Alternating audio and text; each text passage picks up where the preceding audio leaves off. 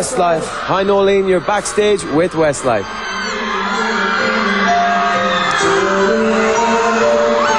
Yeah, we're very excited. South African audience obviously has always been very good for Westlife. All the concerts we've done down here before in the past have been a major success. So we're, it's a big crowd out there tonight. It's Johannesburg, and we're all very excited about it.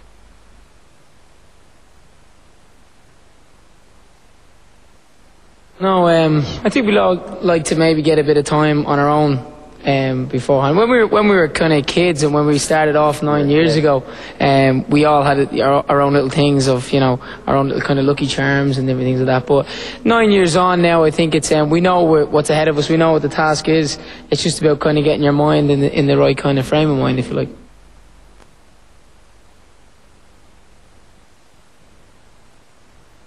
Time in the dressing room is probably the most important time for us, to prepare for the show. And once we leave our dressing room, we know it's the madness of getting from the dressing room to the stage is normally a bit of fun. But we try and do it like calmly, and kind of like once we kind of get backstage and we get handed our microphones, take 4 or 5 minutes to just kind of be in the dressing room, talk over the show, things like that. Just kind of like get yourself in the mode. And I think once you're standing backstage, when the lights go down, you hear the audience, and naturally kind of clicks in,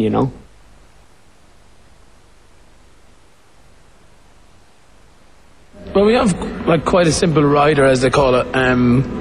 Just soft drinks. It's not very rock and roll really. We just have soft drinks. A bit of food, stuff like that. Unfortunately, we don't have bottles of Cristal on ice. That'd be nice, but it'd be a bit too much to ask really.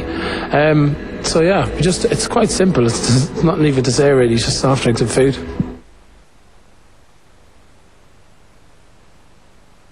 No, we're fairly normal kind of guys. We try to look after the furniture when it's not, especially when it's not ours. We've had a few food fights and stuff and different silly things like that, and had a bit of a laugh in some of the dressing rooms. But we're fairly we're only in the dressing room for maybe like a half an hour, and then after the show we usually do a runner straight away. So we're not in the venue for that long.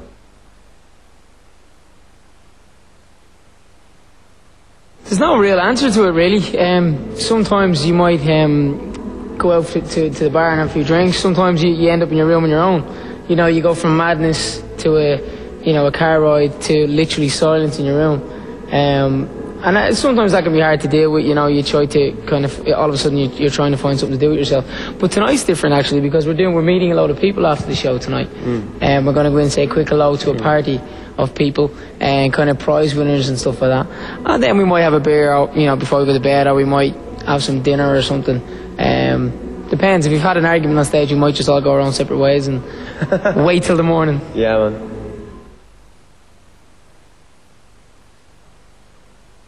We have a lot of different things going on really. I think South Africa, we've just come from Cape Town where we had some days off. We played some golf there, did a bit of shopping. We'll go down to Pinnacle Point to play some golf in a few days.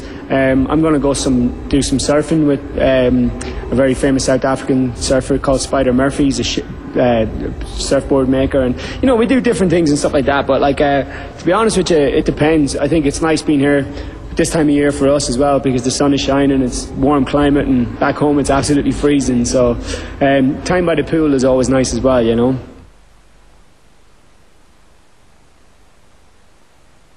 I think it's certain parts of the show that you're excited about or you're looking forward to, certain songs you like singing. But obviously the entrance, the first song when you come on the stage and hear the crowd for the first time, is always a good indication of how the night's going to go. So there's a big crowd out there tonight, so I think it'll be quite a loud audience hopefully.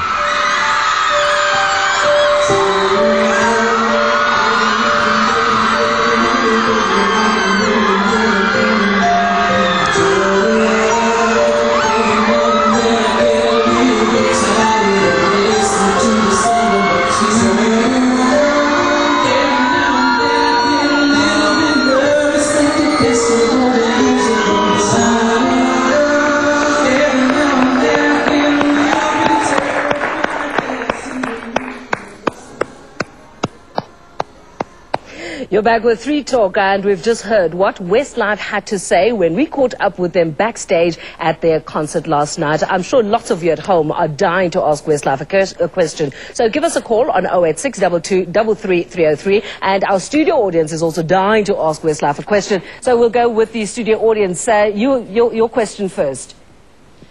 Hi guys, great show last night. I just want to know, why don't you ever, like after or before shows, have signing opportunities for the fans? What do I have to do to get an autograph? Could you come down here now and get one? Have you got a pen? No, don't. We do actually do. We do signings. We always do a meet and greet in every city that we go to, and obviously it's prizes normally that people kind of get there in competitions. So. To do, obviously, But I mean, the whole as crowd. well as that, I mean, when we come to a country, the concert is the priority. We can't sit there and sign for 4 hours before we go on. Otherwise, the concert would be it wouldn't be as good as it could be. Content-wise, So No, I think, I mean, it's totally understandable because, you know, it's the four of you. There are 20,000 people, all of them wanting autographs, and you literally cannot, you know, sit there and literally... You can't please anybody. Yeah. Do you find that you when you say you can't please everybody, do you find that there are times where, you know, there are things that are said about you that you just think, but how could they? How could they say something like that? You've got to be able to. Yeah, you've got to have a thick neck. If you were to read every fan website, and you know, fans are going to be, sometimes they get annoyed with, you know, their seats in the arena, which is absolutely nothing to do with us. Yeah. You know, it's different little things. So, you know, we've just got to concentrate on our job and enjoy it. The fans, they love our music, and they love when, I suppose, when we're in the country, and we love visiting the country. So. But you, again, as you said, you can't please everybody. Let's go to the second question from the audience. Your question, love. Hi, guys. I'd just like to know, if Brian came back to you and asked you to take you back into the band, what would you say? No.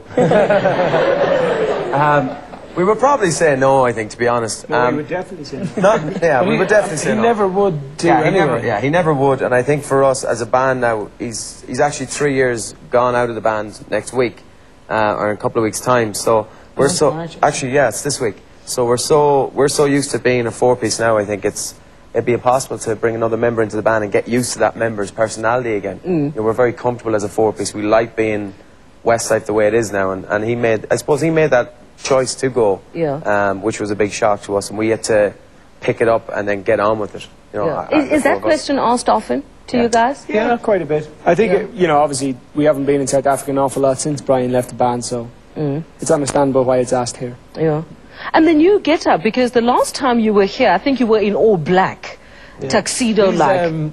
These are actually outfits that we use in our show. So can't afford anymore. They're very nice. I love them. I absolutely love them. I mean, you know, because we're here in town, you know, and our show is a little bit different to what people see us in our videos and stuff. So, you know, we said we'd kind of wear something that represents what we're here for at the moment. You know. Yeah.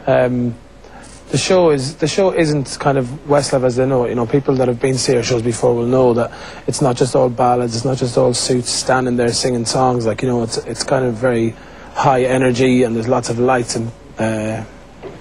Sometimes pyrotechnics and stuff. So who designed this? Did you guys sort of decide this is what you want to wear now? No, we have a stylist who kind of pretty much, you know, designs, puts our clothes together for us, and you know, our show is pretty well kind of thought out, and you know, there's an awful lot of time and effort put into the set list, and you know, the costumes for each section of the show, and you know, how we're going to do things differently. You know, we always change up some of the songs, you know, maybe break it down, or you know, add different things to it and stuff like that. So there's a whole kind of like, you know, 3 or 4 month period coming up to a concert tour where you kind of sit with the show producers, if we decide to produce the show ourselves, and you know, come up with the ideas and the stage designs and stuff like that. Tell me about your big dance number.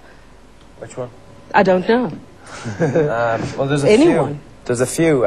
We do. Well, it depends. Like, obviously, we're known as a ballad band, you know, so we sing a lot of ballads. But when it comes to the show, we always do a medley every year, where we do like old songs from, like, could be, you know, Wham, or it could be, you know, the Blues Brothers, you know, mad songs that are real up tempo, and we do routines to it. Like this year, we're doing like a tribute to boy bands. So we're doing like a song from Take That, Backstreet Boys, Boyzone, other bands that we looked up to when we were younger, and doing some of their songs. So we're doing all the routines that they used to do. So we do a lot of that in the show. You know, we try and bring in as much excitement as possible, and something that will shock the fans a lot. And I think that does shock the fans when we do a bit of dancing. How do you know it shocks them? Huh? How do you know it's Because they chocolate go orange? mental. They scream a lot. That's you guys. You guys go mental. Lines are still open. Call us on 086 223 When we come back, I'll be asking the boys some questions that might just make them blush. Lots more with Westlife after the break.